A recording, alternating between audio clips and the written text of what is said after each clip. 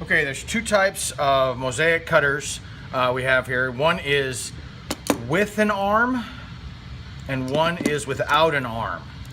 Okay, and you can see the difference here. Now the one with the arm, if you want to make rectangles, is great because once you've cut your 1/2-inch pieces, you can then use this arm right here. Okay, sometimes it's loose, you just tighten it with your finger.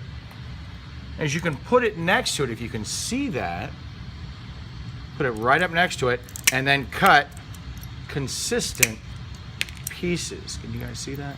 Hope so. And that way your pieces are all one length because you cut it a 1/2-inch wide, and now they're a consistent width too. Okay. And so now you have all these consistent pieces. The other way is to use the one without the arm, and let's say you've cut a thinner piece. What you can do is then you can choose how long you do your pieces. Let's say you wanted it 1.5 inches, maybe a 1/2 inch, maybe niblets, okay? But you then determine, and you have a little more manual control. It's a little more flexible this way. So in making triangles, there's two ways to do it. You take your squares that you've made and you can score them diagonally, in which case you'll use your running pliers and break them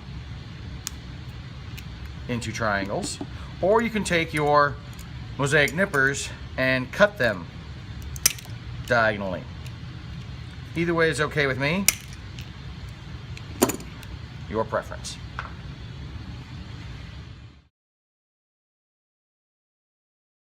When doing shards, you can use either with the arm or without the arm. I find without the arm gives you a little more flexibility when cutting shards.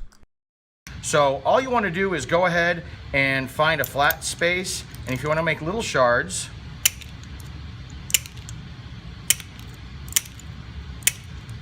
you're just cutting a little bit on the side. You can see that?